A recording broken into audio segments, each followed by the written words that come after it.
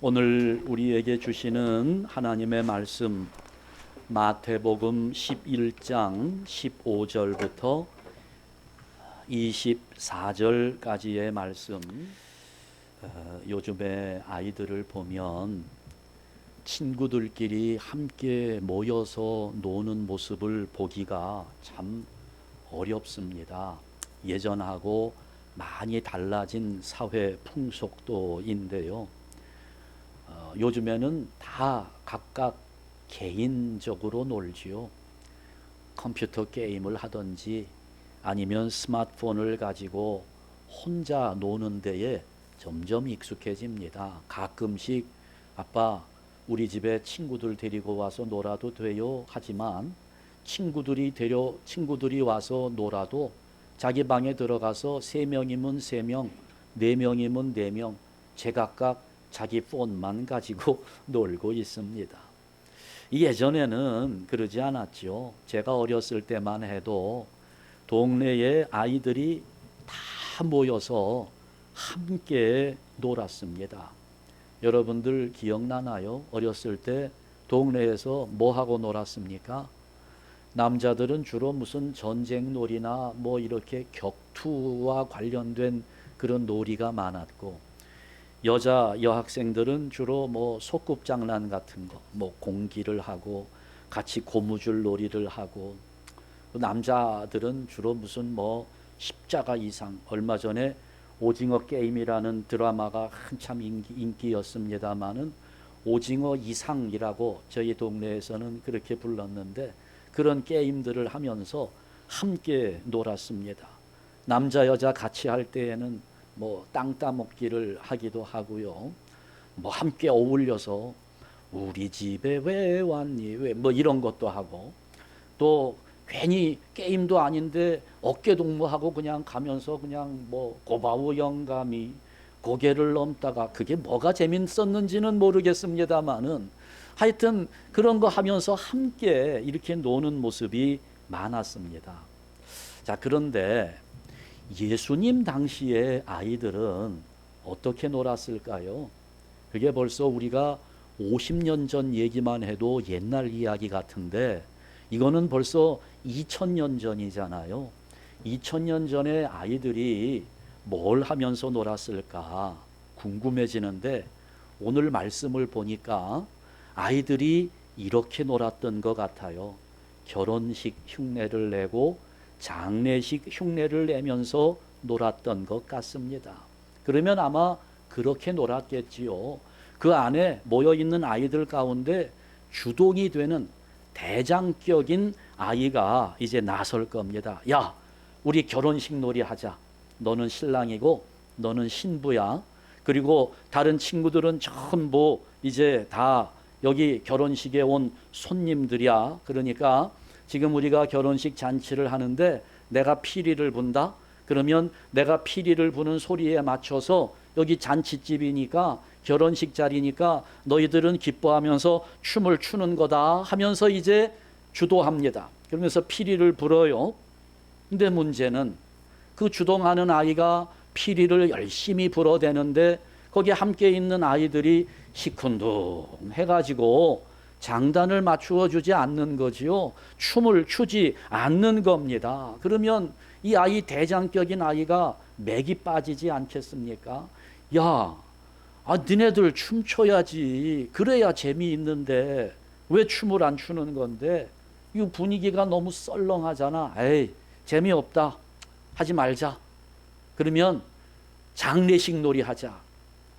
이 장례식 놀이를 하면서 내가 곡을 할 테니까, 그러면 이제 너희들은 나를 따라오면서 가슴을 치면서 우는 흉내를 내면서 그러면서 나를 따라오는 거다. 그럼 앞에 이제 곡을 하면서 가는 이 대장격인 아이가 뭐 이제 읊어야 되잖아요. 뭐라고 읊었는지는 몰라요. 그런데 제가 어렸을 때 상여 나가는 모습을 보면 그 앞에 종을 딸랑딸랑 치는 분이 읊잖아요. 뭐라고 그랬습니까?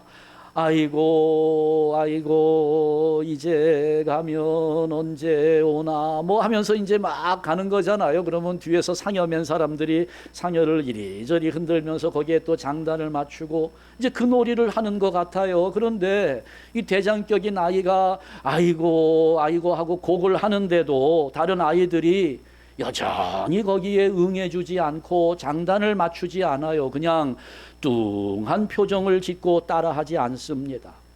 그러면 어떻게 되나요? 그 놀이판이 파장이 되어버리고 마는 거지요. 주도했던 아이도 힘이 빠집니다. 야, 니네들이 안 따라하니까 재미 하나도 없어. 나 안 해 이제 하고 이제 그 아이가 리더십을 잃어버리고 마는 겁니다. 그러니까 그 놀이판은 완전히 깨져버리고 마는 거지요. 예수님께서 이 이야기를 그 당시 세대에 비유하고 있습니다. 피리를 불어도 춤을 추지 않는 아이들, 곡을 해도 함께 따라서 가슴을 치며 울지 않는 아이들을 아무리 말씀을 전해도 그 말씀을 듣고 반응을 보이지 않고 있는 그 세대의 사람들 이야기를 하는 겁니다. 여러분, 그런데 어때요? 우리 예수님께서 말씀을 전하실 때 뭐 오늘 같으면 설교를 하는 거지요. 예수님이 설교를 잘하셨을까요? 못하셨을까요? 오늘날은 그렇잖아요. 목사가 설교를 좀 잘하면 여러분들이 아멘도 크게 해주고 분위기도 잘 맞춰주는데, 이게 목사 설교가 좀 시원찮다 싶으면 아멘도 잘 안 해주고 박자를 잘 안 맞춰주잖아요. 예수님의 설교는 어땠을까요? 우리가 들어보지 않아서 잘 모르지만 어찌됐거나 최고의 설교가 아니겠습니까? 하나님의 아들이 하나님의 말씀을 전하는데 얼마나 훌륭했겠어요. 탁월한 설교가로 생각이 됩니다.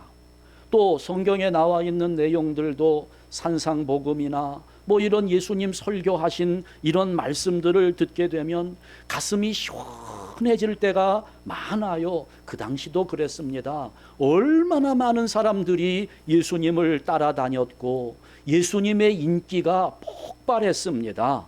그런데도 여전히 예수님은 훌륭하게 말씀을 전하시고 많은 사람들이 모여들어서 큰 인기가 있는 가운데 그 예수님의 말씀을 듣고는 있지만 사람들의 마음이 열리지 않고 있습니다. 듣기는 들어도 깨닫지를 못하고 있는 거예요. 오늘 이 말씀을 하시면서 예수님께서는 19절 말씀을 통해서 이런 결론적인 부분을 말씀합니다. 지혜는 그 행한 일로 인하여 옳다함을 얻느니라, 이렇게 말씀합니다. 이 문맥에서 왜 이 구절이 나오는지 참 궁금했습니다. 그러나 예수님은 그걸 말씀하는 거예요. 내가 너희들에게 하나님의 말씀을 전하는데도 그 말씀을 듣고 반응하는 자가 없지 않느냐, 그대로 그 말씀을 듣는 대로 행하는 자가 아무도 없다는 겁니다. 그러나 지혜는 행할 때 인정받게 된다는 겁니다. 많이 들어서 머릿속에 지식으로 채워놓았다 할지라도 그것이 머리에 머물러 있는 동안에는 지혜로 인정받지 못한다는 거지요. 그것이 삶으로 나타날 때, 그 말씀대로 적용하며 살아가게 될 때 그 사람이 지혜롭다고 인정을 받게 된다는 겁니다. 그런데 예수님이 지금 청중들을 보니까 사람은 많이 모여 있어요. 엄청난 사람들이 있습니다. 열광합니다. 예수님이 인기도 폭발하고 있습니다. 그런데 예수님이 보실 때 이 많은 사람들에게 열매가 보이지 않았습니다. 그렇게 훌륭한 말씀들을 많이 들었으면서도 그것을 실제 생활에 행하는 지혜가 없었다는 겁니다. 아주 중요한 부분이지요. 여러분, 우리가 말씀을 들었다면 그 말씀대로 사는 모습이 보여야 하는 것입니다. 그런데 그 행한 일로 옳다함을 얻지 못합니다. 듣기는 들어도 듣지 못하는 거예요. 오늘 많은 성도들이 착각하고 있는 것이 있어요. 많은 교인들이 그렇게 생각하거든요. 훌륭한 목사의 좋은 설교를 들으면 자기 믿음이 좋은 줄로 착각합니다. 그러니까 세계적으로 유명한 교회의 목사님 설교를 유튜브로 한 3편, 4편 정도 들으면 자기 믿음이 굉장히 그 수준이 올라간 것으로 그렇게 생각을 해요. 세상적으로 볼 때 좀 교회 규모가 크고 많은 성도들이 모이고 그 안에 들어가면 여러 가지 프로그램들도 준비가 되어 있고 이렇게 잘 갖추어진 교회에 자기가 출석을 하면 자기도 덩달아서 명품 교회의 명품 교인이 되는 것처럼 그렇게 착각을 합니다. 여러분, 그러나 그렇지 않잖아요. 얼마나 훌륭한 말씀을 들었느냐, 이것도 중요하지만 더 중요한 것은 그렇게 들은 말씀대로 사는가, 여기에 초점이 있는 것입니다. 그 말씀을 들었기 때문에 내가 믿음이 좋은 것이 아니라 그 들은 말씀대로 살기 때문에 내 믿음이 좋다는 겁니다. 그럴 때 믿음의 수준이 위에 있다고 보는 것입니다. 말씀대로 사는 거예요. 예수님이 지금 그걸 안타깝게 여기시는 겁니다. 너희가 듣기는 들어도 깨닫지도 못하고 듣는 대로 살지 못하는 모습이 예수님의 마음을 안타깝게 하는 겁니다. 그러니 오늘 이 본문의 말씀은 예수님께서 꾸지람을 주고 있는 거예요. 야단 맞고 있는 겁니다. 근데 여러분, 야단 맞는 거, 꾸지람을 받는 거 너무 그렇게 싫어하지 마세요. 꾸지람은 내가 잘 받아들이면 나에게 양약이 되는 것입니다. 어떤 분들이 교회를 떠나면서 하는 말이 목사가 자기에게 잔소리를 했다고 그래서 떠나는 분들이 가끔 있어요. 참 안타깝습니다. 목사의 충고가 기분이 나쁘다는 거지요. 하여튼 현대인들은 꾸지람 받는 것에 대해서는 아주 싫어합니다. 뭐 우선 저부터도 그래요. 저도 누군가 나를 비난하는 소리를 하게 되면 우선 기분부터 나빠집니다. 그러면서 나를 꾸짖는 그 사람이 미워지기 시작하고 내가 어떻게 반격할 수 있을까, 이런 것을 생각하면서 아주 공격적인 입장을 취하게 되지요. 그러니까 예수님께서도 지금 꾸지람을 주고 계시는데 예수님의 꾸지람을 들은 청중의 반응도 똑같이 공격적으로 나오고 있습니다. 청중들이 어떻게 반응을 했는가 하면 먼저 세례 요한을 공격하지요. 18절 말씀에 보니까 세례 요한을 공격합니다. 요한이 와서 먹지도 않고 마시지도 아니하며 그들이 말하기를 귀신이 들렸다 하더니, 세례 요한을 공격했던 청중들이 그 다음에는 예수님을 공격하는데 19절 말씀에 이어지지요. 인자는 예수님을 의미합니다. 와서 먹고 마심에 말하기를 보라, 먹기를 탐하고 포도주를 즐기는 사람이요 세리와 죄인의 친구로다. 여러분, 사람들은 그런 거예요. 안 먹어도 욕하고 먹어도 욕합니다. 그러죠? 안 먹으면 안 먹었다고, 먹으면 먹는다고 욕하는 겁니다. 그러나 여러분, 우리가 여기에서 잘 생각해야 돼요.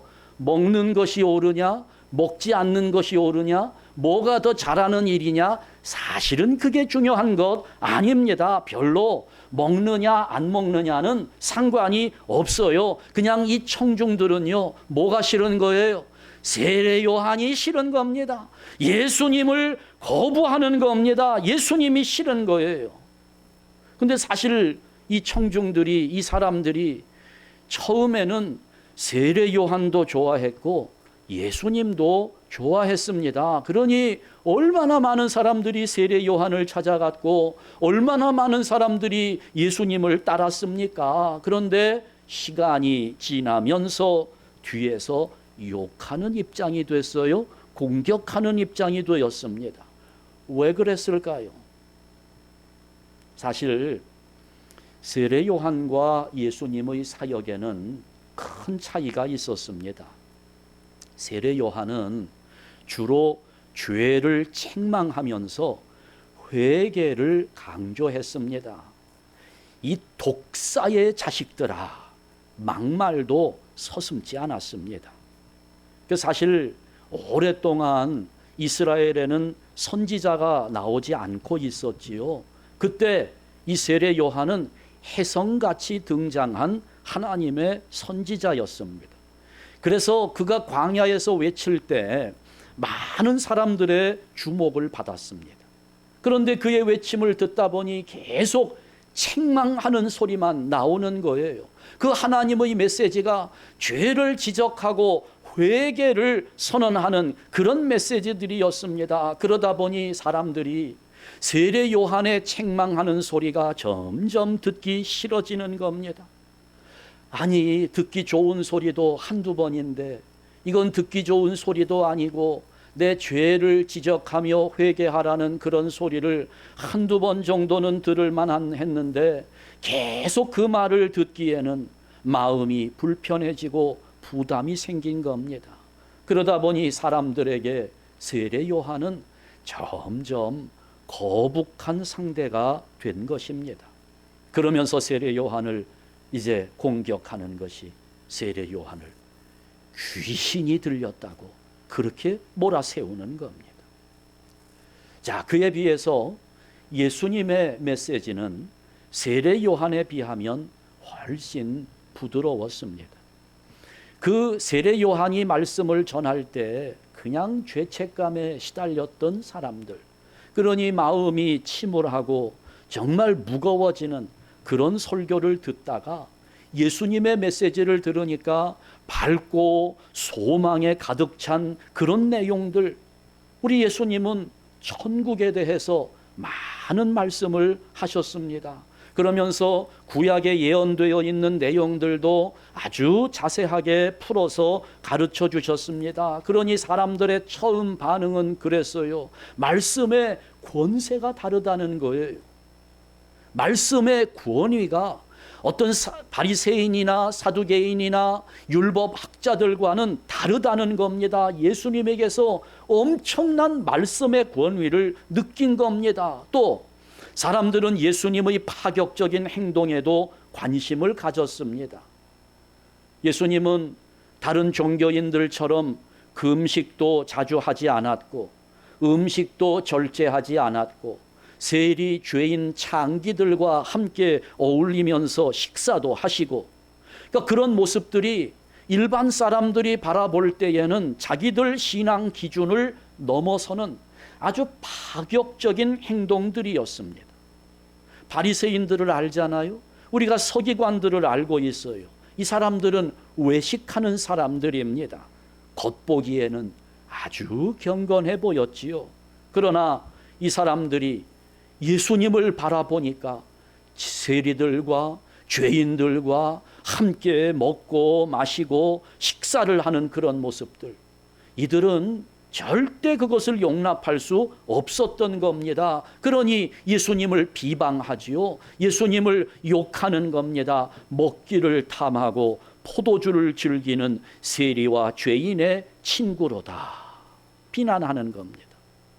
그런 모습을 예수님이 보시면서 지금 이 비유의 말씀을 주신 겁니다. 어린아이들이 장터에서 놀고 있는 모습을 빗대서 따라주지 않는 그 친구들 생각하면서 비유를 주시는 거예요. 여기서 피리를 부는 사람은 예수님이라고 할 수 있어요. 곡을 하는 사람은 세례 요한이라고 볼 수 있습니다. 세례 요한이 곡을 할 때에도 사람들은 따라서 하지 않았습니다. 가슴을 치지도 않았고 회개하지도 않았고, 예수님께서 피리를 불고 있는데 사람들은 장단을 맞추지 않았고 춤을 추지도 않았습니다. 무슨 말입니까? 예수님께서 복음을 전하실 때, 그 복음을 들으면서도 기뻐하지를 않았다는 겁니다. 회개하라는 말씀을 들으면서도 가슴을 치지 않았다는 거예요. 이들은 그저 자기들의 기대만 중요한 겁니다. 자기들이 원하는 것에만 관심을 두는 거예요. 자기들의 기대에 맞지 않는 것 때문에 세례 요한도 거부했고 예수님도 영접하지 않았던 것입니다. 오늘 우리의 신앙 속에 이런 모습이 그대로 드러나 있습니다. 누구든지 자기 스타일이 있잖아요. 그런데 자기 스타일이 아니라고 하면 이거 함께 어울려 지내는 것이 대단히 어렵습니다. 우리가 다 그래요. 저도 그렇고 여러분도 그렇고 다 내 스타일에 익숙합니다. 그러면서 그 내 스타일을 바꾸려고 하지 않습니다. 이렇게 보면 내가 틀렸는데도 우리는 어떻게 생각해요? 내가 틀렸으면서도 나와 다른 사람이 틀렸다고 생각합니다. 그렇게 생각하고 싶은 것이 우리의 심리예요. 그러니 이 세상에 있는 모든 교회가 다 하나님의 교회요, 예수 그리스도의 한 몸을 이루고 있는 것인데도 교파에 따라서 얼마나 서로 다르다고 손가락질합니까? 주로 이 장로교회 교인들 보면 통성으로 기도하는 것을 대단히 싫어하잖아요. 막 소리를 내면서 크게 기도하고 이러는 것을 장로교회 교인들은 싫어합니다. 찬양할 때도 찬양하다가 누군가가 갑자기 그냥 벌떡 일어나서 손을 들고 그냥 막 저기 하게 되면 주로 장로교회 교인들은 그런 것을 좀 이상하게 봐요. 한동안은 한국에서 찬송을 부르면서 박수를 치면서 찬송을 부르느냐 아니냐 이거에 따라서 교회가 분열되기도 했잖아요. 그러니 박수를 치는 게 옳으냐 안 치면서 해야 되느냐 이게 싸움거리가 되는 겁니다. 근데 또 똑같은 하나님의 교회 주님의 몸을 이루고 있는 순복음 쪽의 교인들은 또 정반대잖아요. 기도하면서 방언을 하지 못하면 신앙 체험을 하지 못한 것으로 봅니다. 그리고 이분들은 아주 예배를 찬송할 때도 그냥 막 열광적으로 일어나서 춤도 추고 막 이렇게 하면서 해야 속이 풀린다고 이야기합니다. 장로교회 교인들처럼 그냥 차분하게 조용하게 앉아서 그렇게 예배를 드리면 성령을 못 받은 것으로 그렇게 볼 때도 있어요. 저도 목회하면서 참 많은 경험을 했는데 교회를 떠난 사람들 이유가 대단히 많았습니다. 그거 다 꼽아서 말씀은 못 드리는데 그 중에 하나, 담임 목사가 방언으로 기도하지 않는다고 그거 기분 나빠서 교회를 떠난 분도 계세요. 그러니까 이것은 자기의 어떤 스타일이 있는 것인데 하나만 더 말씀드릴까요? 이 교회는 왜 여전도회가 없냐고 이상한 교회라고 교회를 떠나더라고요. 아니 여전도회를 만들 사람이 구성이 되지 않아서 못 만들었을 뿐인데 자기 생각에는 여전도회가 있어야 봉사도 하고 뭐 이러는데 이 교회는 여전도회가 없으니 봉사도 안 하는 교회라고 생각을 했는지는 모르겠습니다. 이상한 교회라는 거예요.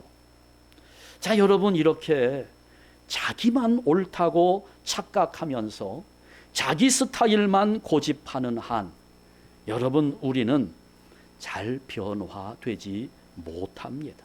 그냥 변하지 않고 옛날 것만 지키려고 하지요.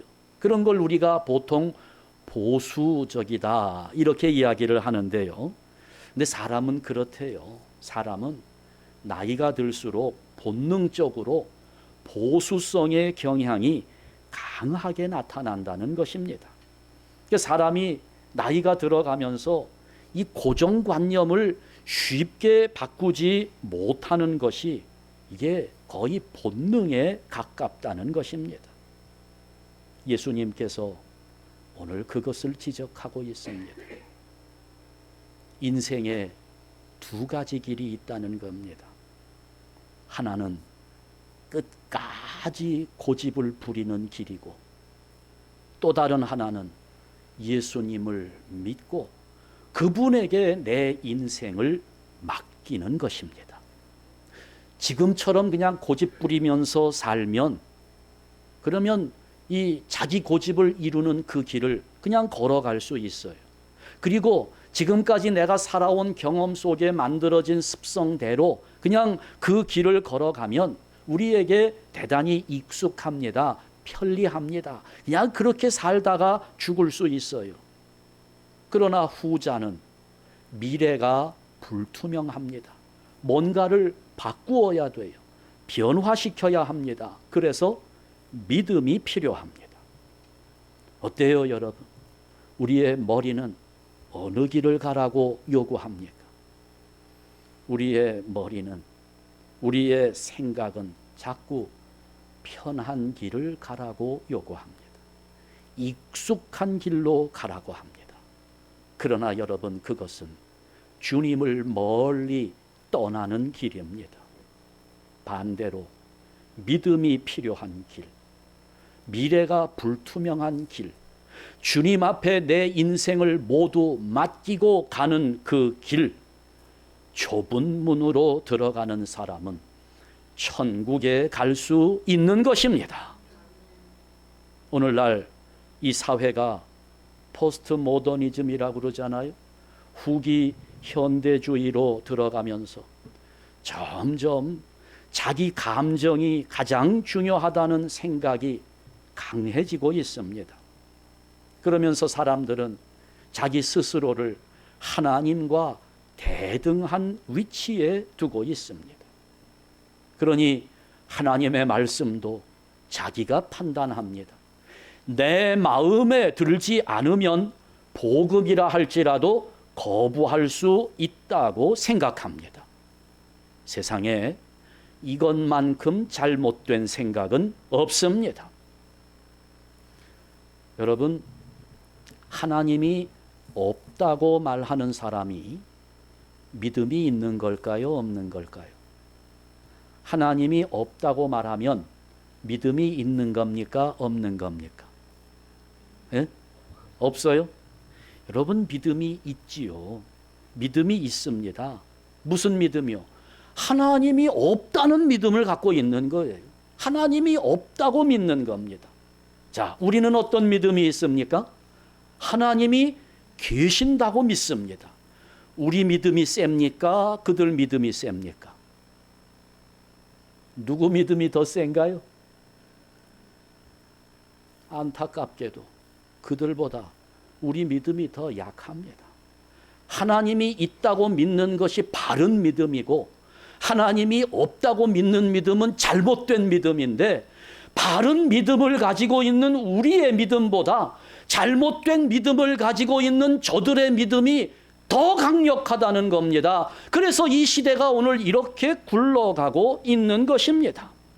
잘못된 것을 아주 열심히 믿고 있는 세상입니다.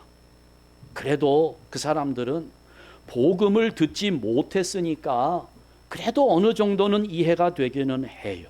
안타까운 것은 복음을 들었음에도 불구하고 의도적으로 하나님을 거부하는 사람들이 있다는 겁니다.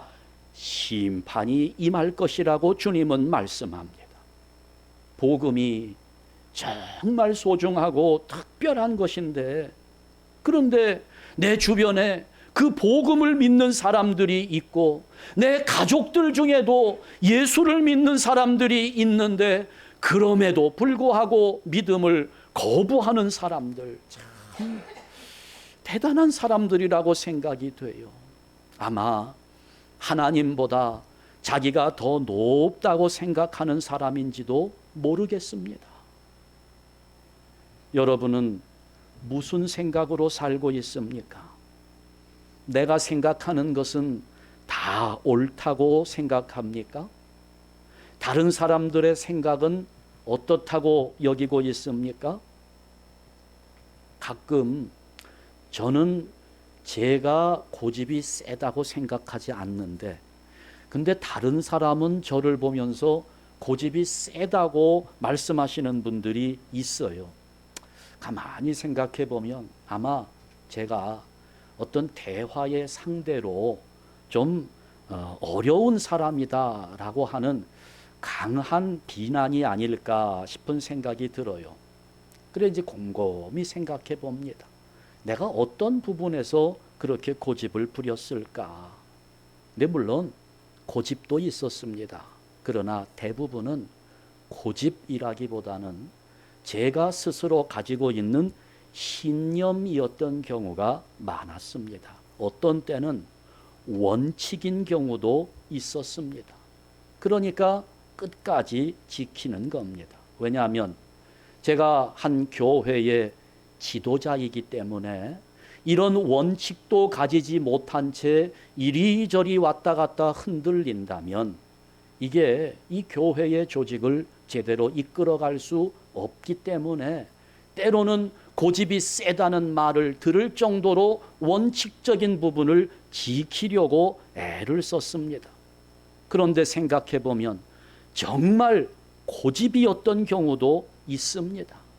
그래 저는 이제 오늘 이 말씀들을 내가 묵상하면서 정말 이거는 어떤 원칙과도 상관이 없고 믿음과도 상관이 없는 나의 개인적인 쓸데없는 고집이라고 생각되면 바로 내려놓으리라 생각합니다. 또 아직 때가 아니라고 여겨진다면 비록 원칙이라 할지라도 믿음이라 할지라도 때가 이르지 않았으니 양보하리라 생각을 합니다. 여러분도 저는 그렇게 되어주시면 하는 바람이 간절한 겁니다. 지금까지 여러분들이 가지고 있는 것들이 있어요. 여러분들이 경험한 것이 있습니다. 여러분들의 인생에 대한 노하우가 있을 겁니다. 그런데 그것이 복음에서 볼 때 나의 개인적인 고집이라고 하면 내려놓을 수 있기를 바라는 겁니다. 그래서 앞에서 목사가 피리를 불면 여러분들은 장단 좀 맞추어 주시고 그 소리에 맞춰서 춤도 추어 주시고 목사가 곡을 하게 되면 그러면 여러분도 가슴을 치면서 울며 목사에게 좀 따라주는 그런 모습들이 있었으면 좋겠다는 겁니다.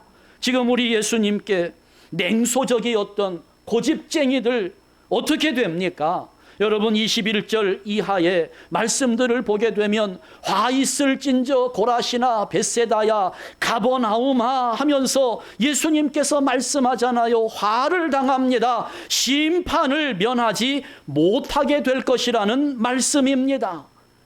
오늘 설교의 메시지는 이겁니다. 한 가지입니다. 지금 내 안에 굳어져 있는 생각들을 고집하지 말자는 겁니다. 다른 사람들을 가르치려고 들 것이 아니라 다른 사람들의 말에 귀를 기울이고 그 말을 잘 경청하는 습관을 가지면서 그 말이 옳다고 생각되면 따라주는 겁니다. 나도 그렇게 함께 가는 겁니다.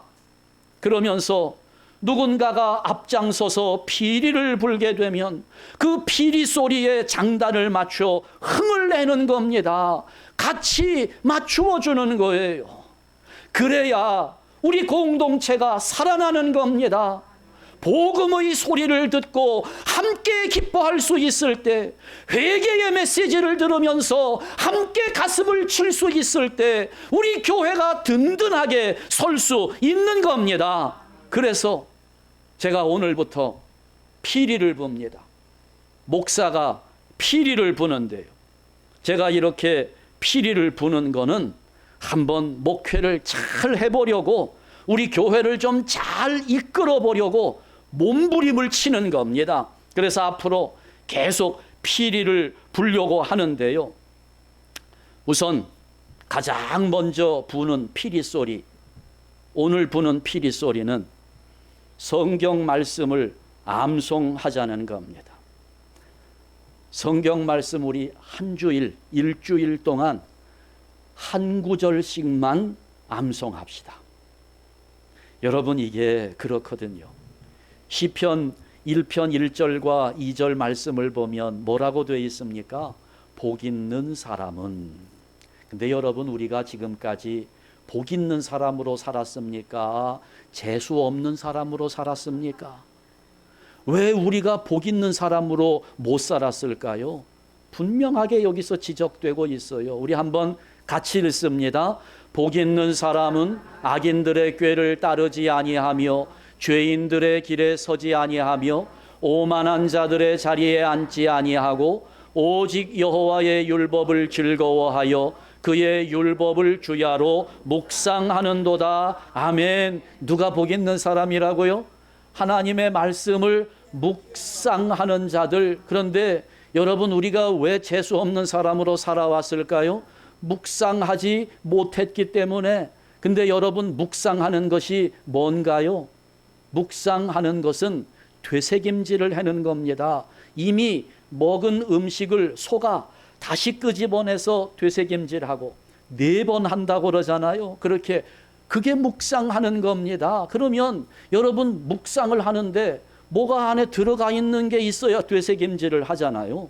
안에 되새김질 할 것을 집어넣어야 되는 겁니다. 그러니까 집어넣은 것이 없으니, 인풋된 것이 없으니 아웃풋될 것이 아무것도 없잖아요. 집어넣어야 되는 겁니다. 말씀을 묵상해야 되는 거예요.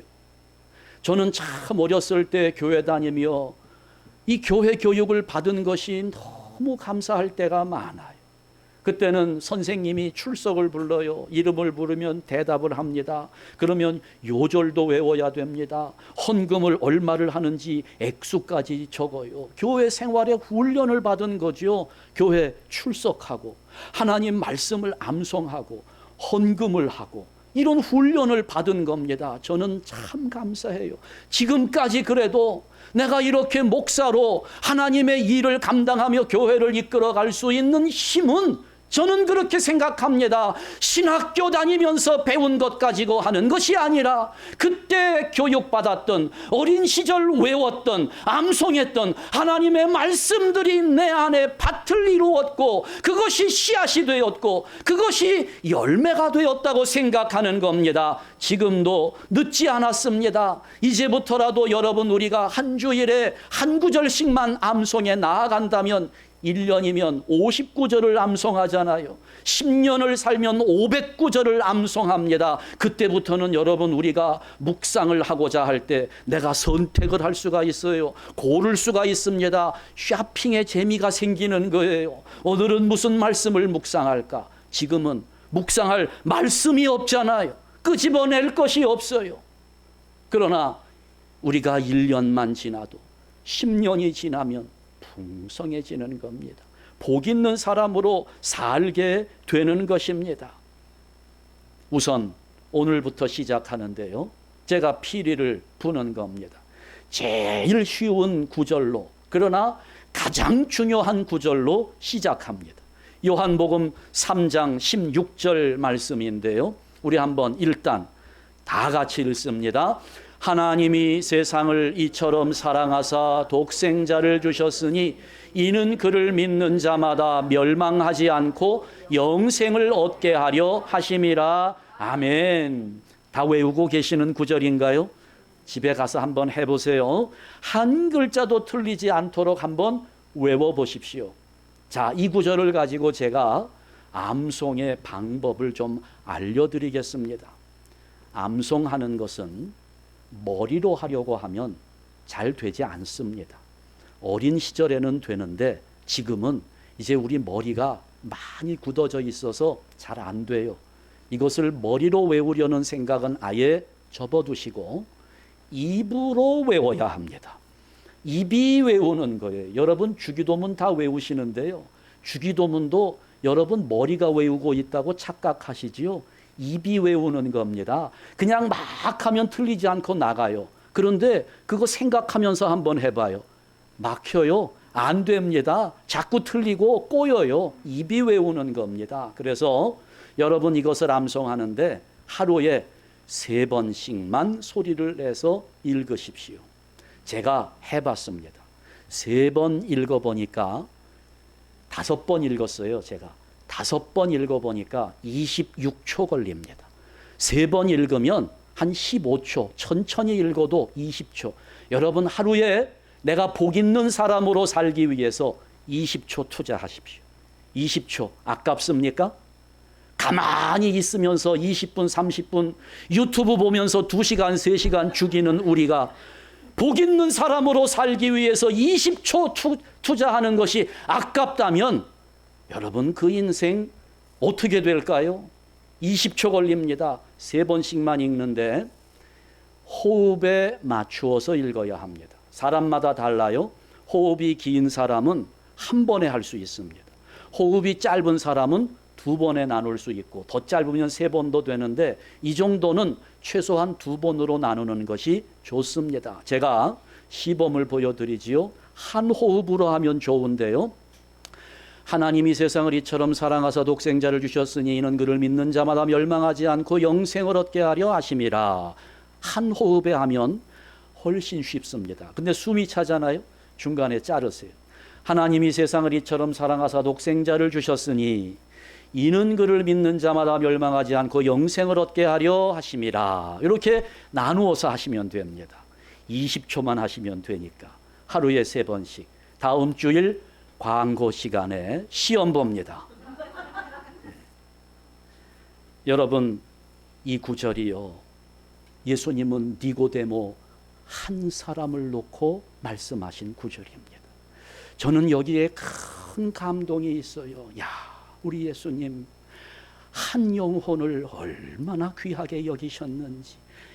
이 정도 말씀이라면 최소한 벳세다 언덕에서 오병이어를 나누어 주실 때 그 많은 사람들이 모였을 때 하셔야 될 수준의 말씀 아니겠습니까?